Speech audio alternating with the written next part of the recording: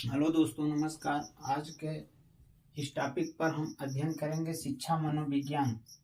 Question एक है कि अच्छा अध्यापक वही हो सकता है, यानी कहने का तात्पर्य है कि अच्छा अध्यापक कौन बन सकता है।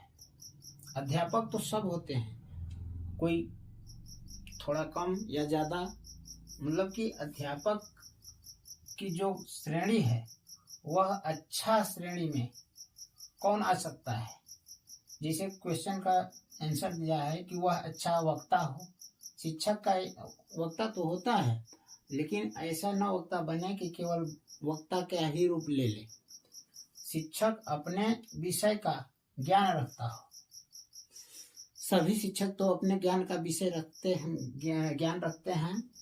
इसमें क्या है कि अपने विषय का खूब ज्ञाता हो, लेकिन उस विषय के ज्ञान को बच्चों के सामने रखने में सक्षम न हो, तो वैसे शिक्षक में गुण नहीं होता है। अपनी कक्षा के छात्रों से खूब प्रेम करता हो। शिक्षक वह है जो अपने कक्षा के छात्रों से खूब प्रेम करता है। अगला ऑप्शन है कि अपनी बात को रोचक और प्रभावी ढंग से कह सकता हो। इसमें सभी चीज समाहित हो जा रहा है।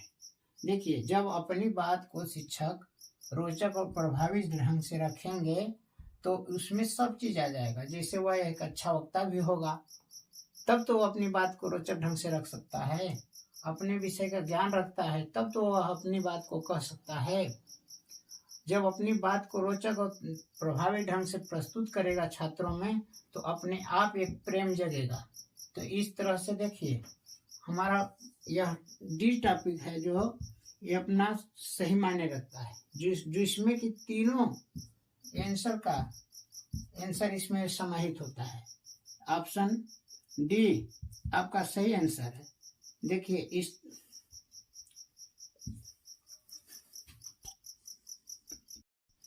आपका अगला प्रश्न है कि कक्षा शिक्षण का परिणाम होना चाहिए। जो कक्षा में आप पढ़ाते हैं उसका क्या परिणाम होना चाहिए। ये ऑप्शन है कि छात्रों का दृष्टिकोण में परिवर्तन आना, बी है कि सूचनाओं को एकत्रित करना, सी है कि सेवानिवृत्ति की क्षमता का विकास करना, डी है कि खेल कूद में भाग लेना। अब इसमें आप बताइए कि कौन सा ऑप्शन आपका सही है लग रहा है। इसमें देखिए, खेल कूद में भाग लेना, खेल कूद तो बच्चा वैसे ही खेलता रहता है। सेवानिवृत्ति की क्षमता विकसित होना, ये भी नहीं है। सूचनाओं को एकत्रित करना, सूचना तो बालक इसी तरह अपना एकत्र करता रहता है। जैसे कोई भी सूचनाएं मिलता है उसको ग्रहण कर लेता है, अधिग्रहण उसकी क्षमता उसमें होती है। छात्रों के दृष्टिकोण में परिवर्तन आना, देखिए, कक्षा शिक्षण का सबसे उत्तम परिणाम ये होता है कि छात्रों के दृष्टिकोण में परिवर्तन आना चाहिए। जैसे छात्र अपने दृष्टिकोण में परिवर्तन लाएगा, विकास होगा, तो वो सभी चीजों को ग्रहण करेगा। ये आपका सही ऑप्शन है, छात्रों के दृष्टिकोण में परिवर्तन आना। अगला प्रश्न है कि स्कूल कॉम्प्लेक्स का प्रत्यय किसने दिया था। स्कूल कॉम्प्लेक्स का प्रत्यय कब प्रस्तुत किया गया। मुदालियर आयोग में, कि राष्ट्रीय शिक्षा नीति जब लागू हुआ, कि हार्टोग आयोग में, कि कोठारी आयोग में। इसमें देखिए, समय समय पर शिक्षा में परिवर्तन होता आया है। कभी कोठारी आयोग आया, मुदालियर आयोग आया, राष्ट्रीय शिक्षा नीति आया, सब में चेंजिंग होता है। अपना राष्ट्रीय शिक्षा नीति में जैसे 10+3+2+3 का ये नियम दिया गया, तो इस तरह से अपना जो मुदालियर आयोग में भी नहीं, राष्ट्रीय आयोग में भी, अंडर आयोग, कोठारी आयोग ने एक स्कूल कॉम्प्लेक्स का प्रत्यय दिया था। अगला प्रश्न है कि प्राथमिक स्तर पर शिक्षण का कार्य अध्यापक के लिए कैसा होता है। यानी कि जो 1, 2, 3 में जो पढ़ने वाले छात्र होते हैं, प्राथमिक स्तर जो है उसमें शिक्षण कार्य करने में अध्यापक के लिए क्या समस्या आती है, क्या कैसा होता है कार्य। देखिए, सरल कार्य होता है, प्राथमिक स्तर पर पढ़ाना कठिन होता है, प्राथमिक स्तर पर पढ़ाना चुनौतीपूर्ण कार्य होता है, छोटे स्तर का कार्य माना जाता है। इसमें देखिए, आप जब शिक्षक बनेंगे तो सबसे पहले आपको कठिन मत मानिएगा कि मतलब ये जो छोटे स्तर पर हम काम कर रहे हैं, बच्चों के साथ कर रहे हैं, तो छोटे स्तर का काम है, हमको नहीं करना चाहिए। ऐसा नहीं होना चाहिए, क्योंकि ये कठिन कार्य भी है और सरल कार्य भी नहीं है।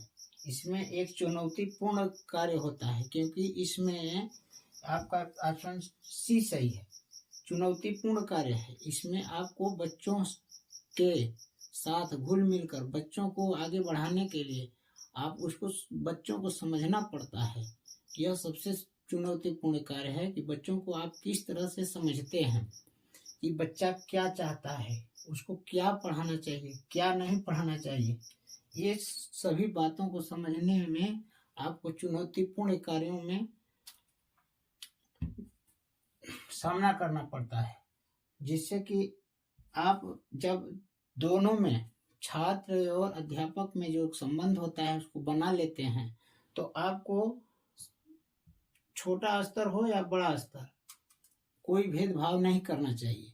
क्योंकि आपको कोई हेडमास्टर हो, प्रधानाध्यापक हो, अगर कह दे कि आप जाइए 1 में पढ़ाइए, 2 में पढ़ाइए, तो ऐसा नहीं होता है कि मतलब कि 1 में आपको भेज रहे हैं तो बहुत आपको निम्न स्तर, छोटे स्तर का काम दे रहे हैं।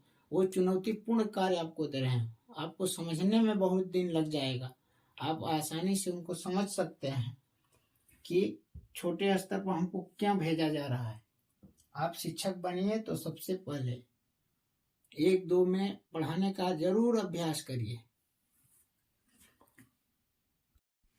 अगला प्रश्न है कि कक्षा में शिक्षण किस पर आधारित होना चाहिए। जो आप कक्षा में शिक्षण करते हैं, छात्रों को पढ़ाते हैं, देखिए छात्रों की बात आ गई। अब आप इससे कोई स्पष्ट हो गया होगा कि शिक्षण किस पर आधारित होना चाहिए। आप किसको पढ़ाते हैं? छात्रों को। सीधी बात है, पाठ्यक्रम को नहीं पढ़ाते हैं, शिक्षण नहीं करते हैं, आप खुद नहीं पढ़ते हैं। आप क्या करते हैं? छात्रों से खुद पढ़ते हैं। आप छात्रों को पढ़ाते नहीं हैं, छात्रों से आप खुद पढ़ते हैं। ये छात्रों पर आधारित शिक्षण होना चाहिए, ये हमारा पहला ऑप्शन है। ये स्पष्ट कह रहा है कि शिक्षण किस पर आधारित होना चाहिए? छात्रों पर आधारित होना चाहिए। कक्षा में जो आप शिक्षण कार्य करते हैं वो पाठ्यक्रम पर आधारित नहीं होना चाहिए। पाठ्यक्रम आप हमेशा लेकर इस तरह से देखने से नहीं होता है। इसमें क्या है कि छात्रों को विशेष ध्यान देना होता है। छात्र जो चाहते हैं उसी के अनुरूप आपको शिक्षण कार्य करना होता है। शिक्षण पर आधारित होना चाहिए। ये नहीं कि आप गए बोर्ड पर हमेशा लिखते चले गए हैं, पता चला कि शिक्षक इधर छात्र बैठ करके अपना आपस में बात कर रहे हैं, तो ऐसा शिक्षण नहीं होना चाहिए। कक्षा शिक्षण पर आधारित, शिक्षक पर आधारित। छात्र अपने में कुछ भी बात कर रहे हैं, इधर शिक्षक पढ़ा रहे हैं, ऐसी भी शिक्षण नहीं होना चाहिए। छात्रों पर आधारित होना चाहिए। जो भी बताया जाए वो छात्रों को हो, छात्रों के प्रोग्रेस के लिए, विकास के लिए कोई भी शिक्षण होना चाहिए। तो आपका सही ऑप्शन है छात्रों पर आधारित। कक्षा में शिक्षण किस पर आधारित होनी चाहिए? छात्रों पर आधारित होनी चाहिए।